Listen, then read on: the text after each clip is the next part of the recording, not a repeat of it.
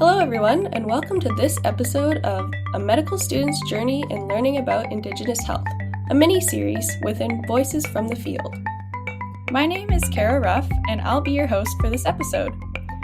I am of Métis descent on my father's side, and on my mother's side of mixed European origins. I am a member of Métis Nation BC, and I was born and raised in Campbell River, BC. I'm currently living as a guest on the traditional lands of the Syilx Okanagan peoples in Kelowna, so I would like to thank them for allowing me to live, work, and play on their lands every day.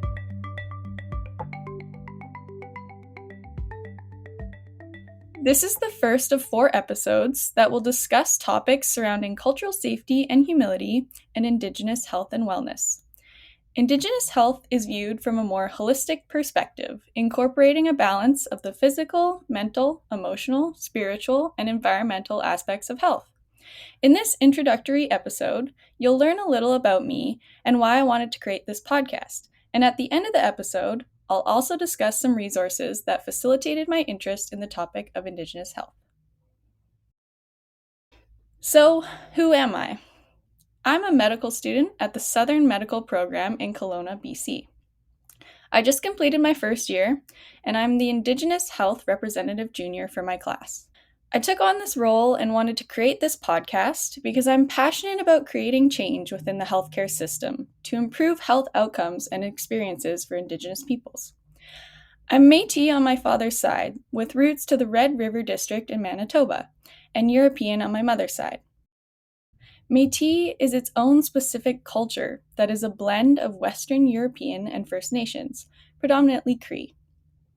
Métis people generally have roots to the Red River settlement in Manitoba, and I'm Cree Scottish Métis with my lineage, the Mackay line, being quite influential in the Hudson's Bay Company since the beginning. I'm still on my journey with connecting back to my culture, as I actually didn't know that I was Métis until grade 12. And I am very what is often referred to as white passing.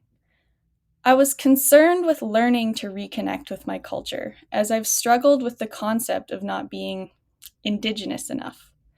This is why it was so reassuring when one elder told me that what we all share as Indigenous people is that colonization took our culture from us, and through the efforts to regain it is how it will stay alive.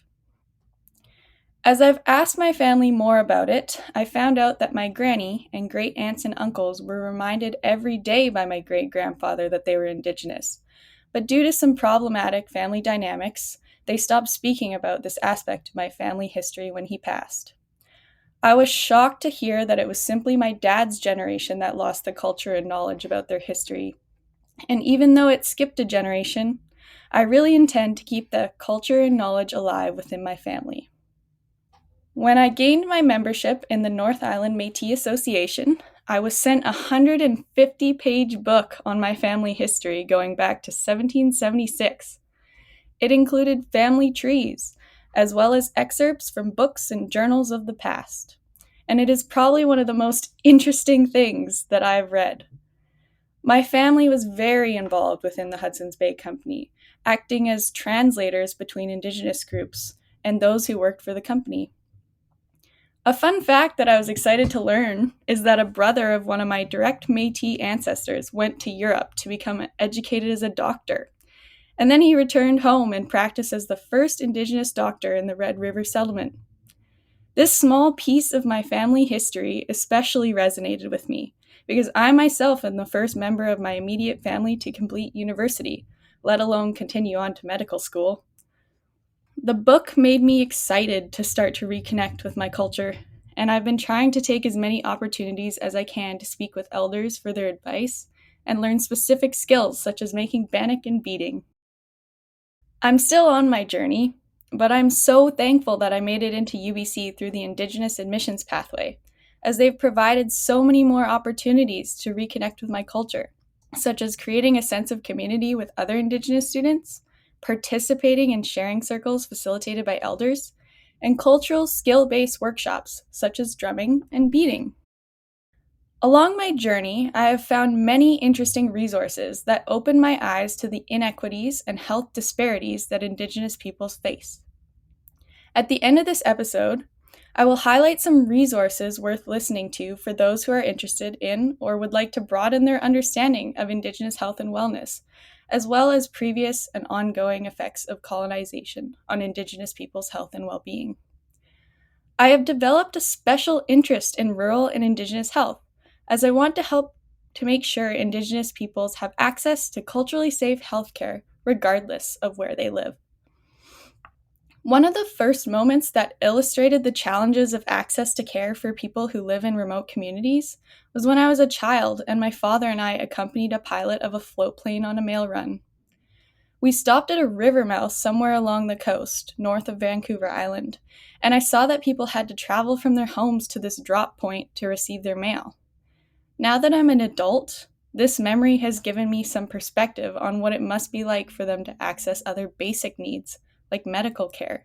And I hope to practice in rural communities as I feel that I would have more of an impact. While I'm in medical school, I want to gain the competencies that would allow me to better serve Indigenous patients and help to improve Indigenous people's experiences with the healthcare system. I think that practicing as a female physician, outwardly identifying as Métis, would help Indigenous patients feel more comfortable accessing my care, especially women. I know that in order to do this, I need to work towards improving my ability to provide care in a culturally safe manner and to try to practice more cultural humility every day. We all have biases based on our lived experiences, shaped and informed by how we're situated in our families, cultures, and communities. We're exposed to multiple sources of influence across our lifespan through relationships, media, and education. In the context of medical school, some of these biases are ingrained and passed down from previous generations and veiled in the ongoing effects of colonization. It's important that we acknowledge our biases and unlearn them through learning about the historical and contemporary impacts of colonialism, addressing our biases, providing culturally safe care, and advocating and leading systemic change. I was keen to start some sort of peer education within first year because I think it's important to remind medical students that we have the responsibility to work towards changing the healthcare system and the way that healthcare is practiced. Students need to be prepared to critically engage with their conscious and unconscious biases and discriminatory assumptions about indigeneity, race, culture, and healthcare. At UBC, we're required to take a course called UBC 2324 on Indigenous cultural safety, which is a great step in the right direction. Unfortunately, the delivery of this course is module-based, and I noticed a lack of engagement from my peers for this reason. I'm passionate about Indigenous health, and I really want my peers to be exposed to resources that trigger that interest in the subject, such that a snowball effect is created where they then search for resources on their own. For a flex project that is part of the UBC curriculum, students are allowed to pursue various interests within curricular time. I wanted to use this time to develop resources for my peers. I was fortunate enough to be connected with Dr. Vivian Josowski, a research associate with the National Collaborating Center for Indigenous Health and assistant professor at the UNBC School of Nursing, as well as Dr. Sheila Blackstock, a Gitxsan scholar and academic co-lead for the National Collaborating Center on Indigenous Health. They pushed me to go out of my comfort zone and start a podcast with the possibility of myself or other students continuing with episode creation in future years. This podcast was designed to hopefully help trigger interest in Indigenous health for medical students or other people who work in healthcare. But if you identify as anything else and have stumbled across this, I still hope that it broadens your perspective. Even within the few years that I've identified as Indigenous, I've noticed society has made a great deal of change, and I really want that to continue. When I first started identifying as Métis, I had a large number of people say comments such as, "What are you, 1/16th First Nations?"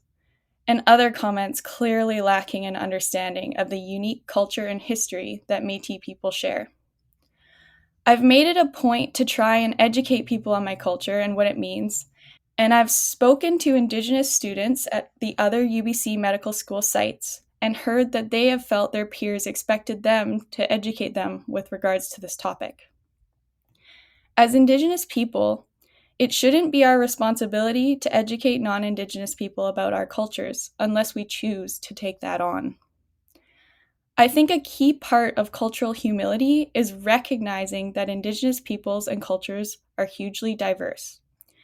Non-Indigenous people must understand that Indigenous people's backgrounds and experiences with their Indigenous identities vary, which means that education about Indigenous peoples, cultures, and history can't just come from Indigenous individuals that you happen to get to know. Educate yourself on the people whose traditional lands you will be practicing on, but be sure not to make assumptions towards your patients. And establish an open discussion on aspects they wish to share relating to their culture that will allow you to better provide care to them. Hopefully, this podcast sparks some interest and awareness for people to begin educating themselves on the foundational aspects of cultural safety and humility when it comes to caring for Indigenous patients. And then people can approach care with a patient-centered approach, allowing people to tell their story. For the next portion of this episode, I am going to highlight some stories and resources that really triggered and broadened my understanding and interest in the topic of Indigenous health and resilience, and list some places to go if you want to learn more. The first thing that I want to highlight before continuing is the amazing work of the National Collaborating Center for Indigenous Health. I would like to thank them for allowing me to create this podcast series and highlight that they're an organization that works to support First Nations, Inuit, Métis, public health renewal, and health equity through knowledge translation and exchange. I was surprised that I hadn't come across them with my searches before, and hopefully through this podcast dissemination, more people will visit their website to learn more about all the great work that is going on in this area. All of the resources that I discuss from this point on can be found in the video description section below. I would like to first comment on the amazing strength of all the Indigenous leaders and allies in this field working to improve health and wellness for Indigenous people. So often, the focus is on the health disparities and the reasons for them, which is so important to discuss. But I am also passionate about highlighting all the accomplishments of leaders in this field and bringing attention to the resilience of Indigenous peoples. Firstly, I would like to bring everyone's attention to the president of the Canadian Medical Association, Dr. Alika Lafontaine.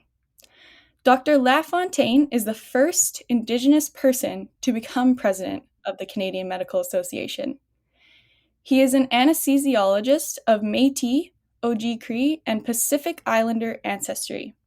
And I suggest listening to the podcast episode on White Coat, Black Art called Road Trip to Meet Dr. Alika Lafontaine, where Dr. Lafontaine discusses the development of his project called Safe Space Network for anonymous reporting of Indigenous racism in the healthcare system that launched in 2020. Secondly, I would like to highlight UBC's own Dr. Nadine Caron, who was the first female general surgeon of First Nations descent and the first female First Nations student to graduate from UBC.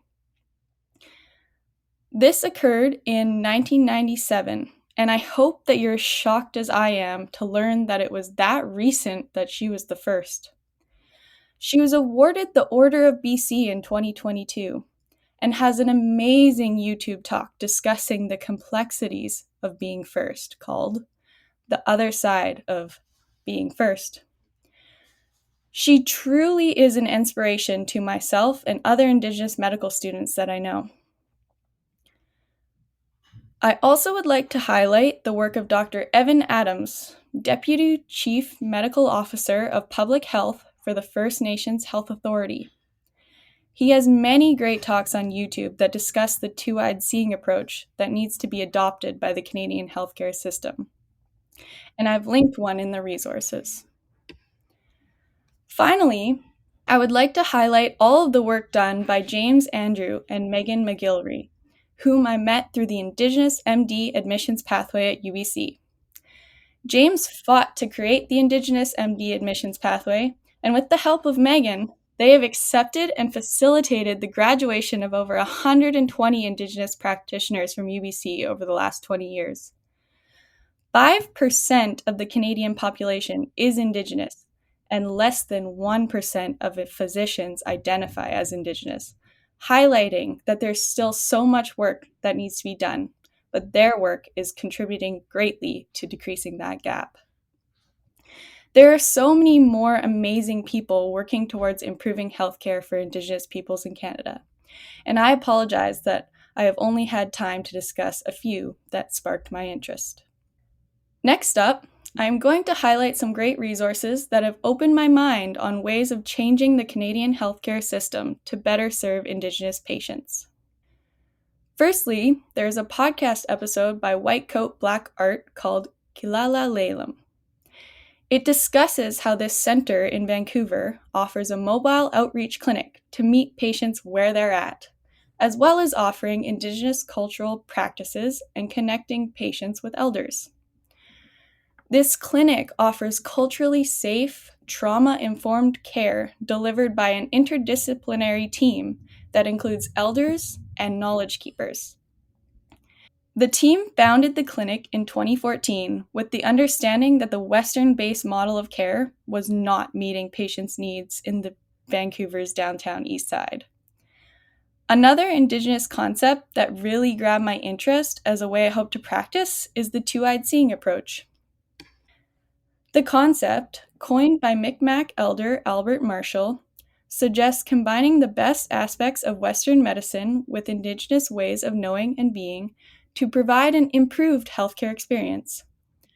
As noted above, Dr. Evan Adams has some great videos on this, and there is a presentation by Dr. Amy Montour called Two-Eyed Seeing in the Healthcare System that is very informative.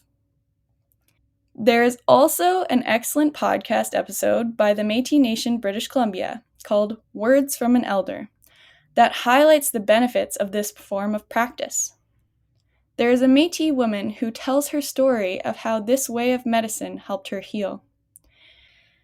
She highlights that it is both the Western medication that was allowing her to heal her physical aspect of self, and the Indigenous spiritual healing facilitated by an elder that helped her heal her spiritual aspect of self, and that without both, she doesn't know if she'd be where she is today.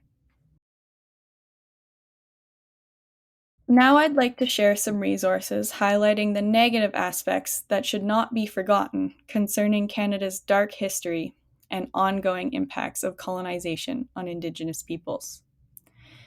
These resources drastically changed my perspective and facilitated my education on the matter. Growing up, I knew an individual who had attended residential school, but what that meant was never really discussed as it wasn't something to be talked about. There are many documentaries on YouTube about residential schools, and two to note are called Canada's Dark Secret, featured documentaries, and Stolen Children, Residential School Survivors Speak Out. An excellent podcast series that addresses both the issue of missing and murdered Indigenous women as well as the 60s scoop is the podcast done by the CBC called Missing and Murdered, Finding Cleo. I could sit here all day and list resources, but I'm leaving it up to you to hopefully do some searching on your own, as there are numerous articles, videos, and books to better educate yourself on the acts of violence committed by the Canadian government and perpetuated to this day through continuing prejudices and inequalities in the social fabric of Canadian life. My intention with this podcast is that some of these episodes are helpful in educating and changing the perspective of my peers, such that they can work on their cultural safety and humility skills and are better prepared to provide care to Indigenous patients and work in Indigenous communities. In the following episodes, I'll talk about experiences I've had living and working in lower posts with the Delu Dena First Nation, bring in some resources for all of you in the healthcare field who are or may be working with Indigenous patients, and provide some tips on ways to better prepare yourself to work with Indigenous communities, facilitated by Dr. Sheila Blackstock. Thank you for tuning in to this small podcast series, and I hope that you find it interesting and educational. To hear more podcasts in this series, head to Voices from the Field on the National Collaborating Centre for Indigenous Health's website, NCCIH.ca. Music for this podcast is by Blue Dot Sessions. It appears under a Creative Commons license. Learn more at www.sessions.blue.